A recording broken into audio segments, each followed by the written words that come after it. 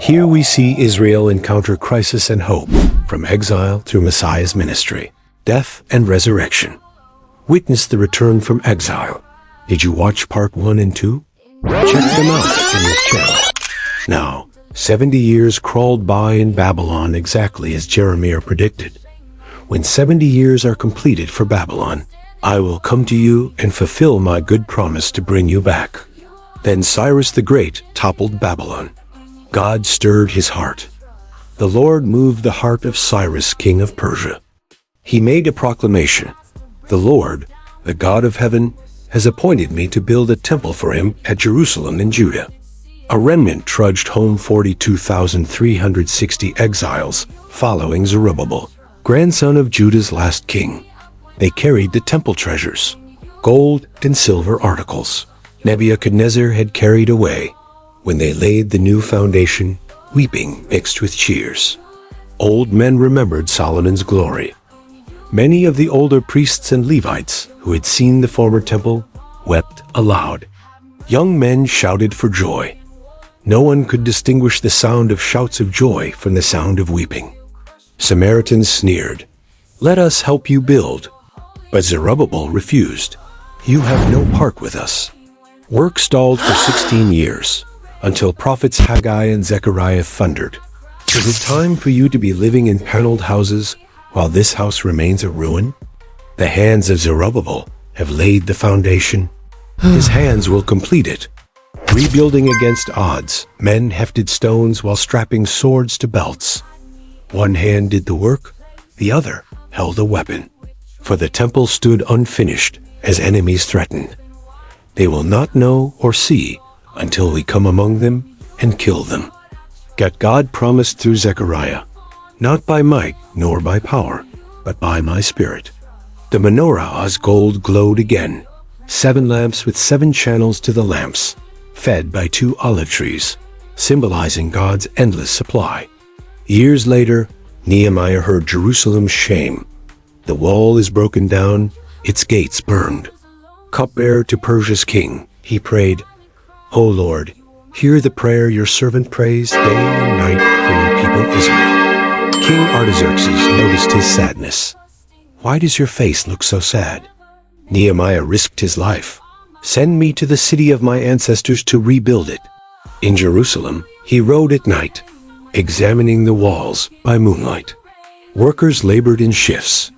Half held spears, shields, bows, while the other half worked. Builders clutched tools with one hand, gripped weapons with the other. Each labored with one hand and held a weapon with the other. Sanballat mocked, "What are those feeble Jews doing?" Tobiah jeered, "If even a fox climbed that wall, it would collapse." But Nehemiah prayed, "Hear us, O God, for we are despised."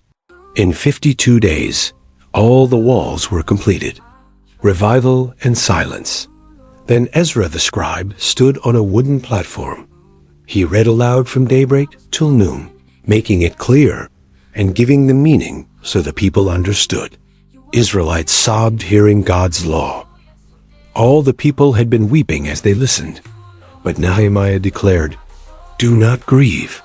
The joy of the Lord is your strength." They celebrated the Feast of Booths, living in temporary shelters, as in the wilderness. Malachi delivered God's final warning, "I will send my messenger to prepare the way before me." Then silence. 400 years passed without a prophet. Empires clashed. Alexander the Great conquered Persia, spreading Greek culture. Antiochus Epiphanes desecrated the temple, setting up the abomination of desolation by sacrificing pigs on the altar. Jewish rebels, the Maccabees, fought back. They cleansed the temple, lighting the menorah with 1 day's oil, but it burned 8 days. Hanukkah, the festival of lights. The Messiah's arrival. In Nazareth, young Mary startled as Gabriel appeared. "Greetings, favored one. The Lord is with you." She trembled, greatly troubled at his words. The angel continued, "You will conceive and give birth to a son. He will be called Son of the Most High, and his kingdom will never end." Mary whispered her surrender. I am the Lord's servant. May your word be fulfilled. To Bethlehem they went for Caesar's census. No rooms available, Mary gave birth in a stable, wrapping her son in cloths and placing him in a manger. Nearby, shepherds jerked awake as the glory of the Lord shone around them. An angel declared, "Do not be afraid. Today in the town of David, a Savior has been born to you. He is Messiah, the Lord." Suddenly, heaven split open, a great company of the heavenly host praising God. Glory to God in the highest, and on earth peace. Wise men traced a star from the east, asking Herod, "Where is the one born king of the Jews?" Herod panicked, consulting priests who quoted Micah. "But you, Bethlehem, out of you will come a ruler who will shepherd my people Israel." Herod lied. "Go search carefully for the child, ... report back." The star halted over Bethlehem. Wise men knelt. They opened their treasures, gold, frankincense, myrrh. Warned in a dream, they slipped away. Herod fumed, ordering soldiers, "Kill all boys 2 and under in Bethlehem." Rachel wept again. A voice is heard in Ramah, weeping for her children. But Joseph fled to Egypt. So was fulfilled what the Lord said through the prophet. "Out of Egypt I called my son." The Lamb's ministry. 30 years passed. John the Baptist emerged in the desert, wearing camel hair, eating locusts. He shouted, "Repent, the kingdom of heaven is near." Crowds confessed sins as he dunked them in the Jordan. Pharisees approached John, scorched them. "You brood of vipers, produce fruit in keeping with repentance." Then Jesus came from Galilee. John protested, "I need to be baptized by you." Jesus insisted, "It is proper to fulfill all righteousness."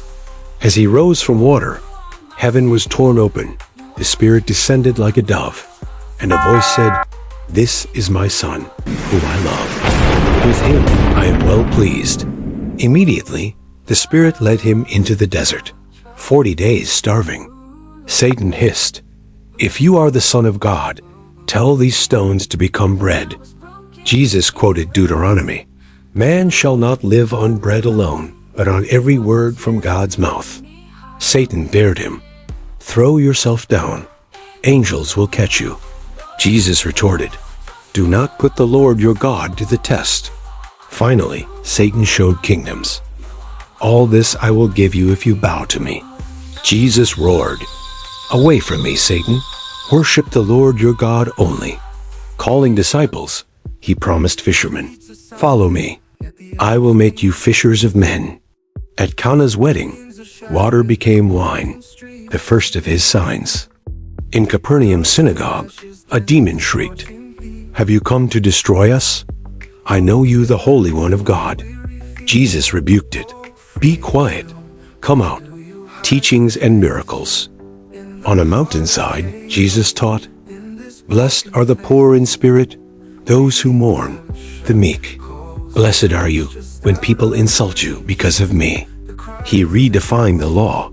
"You heard, 'Do not murder,' but I tell you, anyone angry with his brother is liable. Love your enemies. Pray for those who persecute you." Crowds marveled. He taught as one with authority. At a Samaritan well, he asked a shunned woman for water. "How can you ask me?" she stammered. Jesus offered, "Everyone who drinks this water will thirst again, but whoever drinks the water I give will never thirst." She ran to town. "Come see a man who told me everything. Could he be the Messiah?" Feeding 5,000, he took 5 loaves, blessed them, and all ate and were satisfied. 12 baskets left over. Walking on water, he calmed terrified disciples. "Take courage. It is I. Don't be afraid." Religious leaders sneered. "This man welcomes sinners." Jesus told of a lost sheep. "Doesn't he leave the 99 to find the one? Rejoice with me. I found my lost sheep." Of a prodigal son, this son was dead and is alive, lost and found. Confrontation and confession. In Jerusalem, Jesus healed a blind man on Sabbath. Pharisees interrogated the man. "How did he open your eyes?" The man shot back. "I was blind. Now I see. If this man weren't from God, he could do nothing." They hissed, "You were steeped in sin." At Caesarea Philippi, Jesus asked, "Who do people say I am?" Disciples muttered, "Elijah... John the Baptist." Then, "But what about you?" Peter blurted, "You are the Messiah, the Son of the living God." Jesus blessed him. "This was revealed by my Father." Then shocked them. "The Son of Man must suffer, be killed, and rise." Peter protested, "Get behind me, Satan." Jesus snapped, "You do not have in mind God's concerns." On a high mountain, Jesus shone, his face like the sun, clothes white as light. Moses and Elijah appeared, speaking of his departure in Jerusalem. Peter babbled, "Let's build shelters." Then God's voice shook them. "This is my son. Listen to him." The final week, riding a donkey into Jerusalem, crowds cried, "Hosanna! Blessed is he who comes in the Lord's name." Pharisees demanded, "Rebuke them." Jesus said, "If they keep quiet, the stones will cry out." Overlooking the city, he wept, "If only you knew what would bring you peace. But now it is hidden." In the temple, he overturned tables. "My house will be called a house of prayer for all nations. But you've made it a den of robbers." Leaders sputtered, "By what authority?" Jesus told of wicked tenants killing the landowner's son.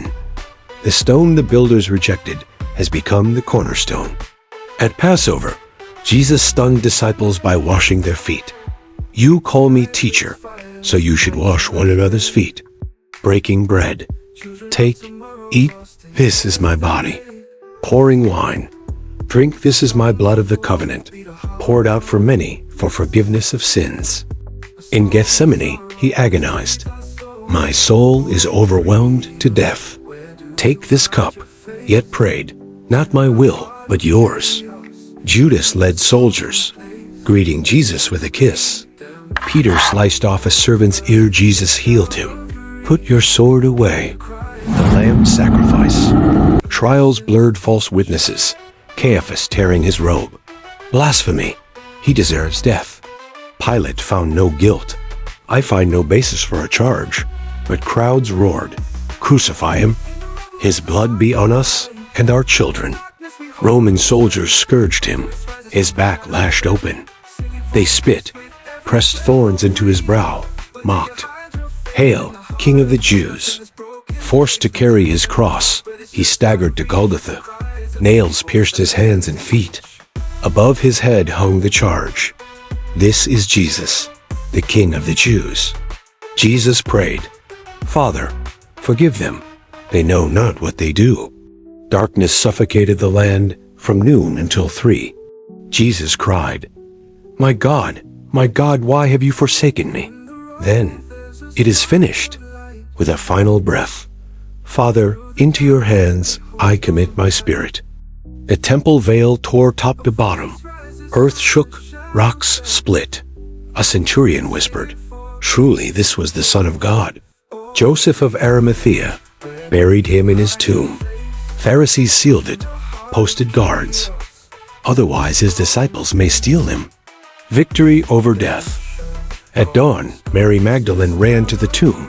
Stone rolled away. Angels said, "Why look for the living among the dead? He is risen."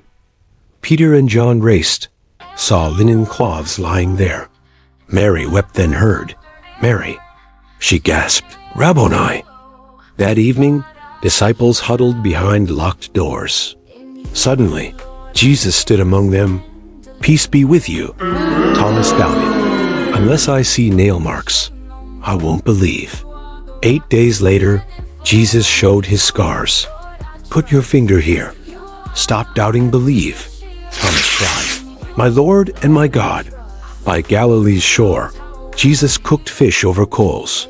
"Bring some fish you've caught." Peter leaped into water. Angels declared, "This same Jesus will come back as you saw him go." After breakfast, Jesus asked Peter 3 times, "Do you love me?" Peter squirmed. "You know I do."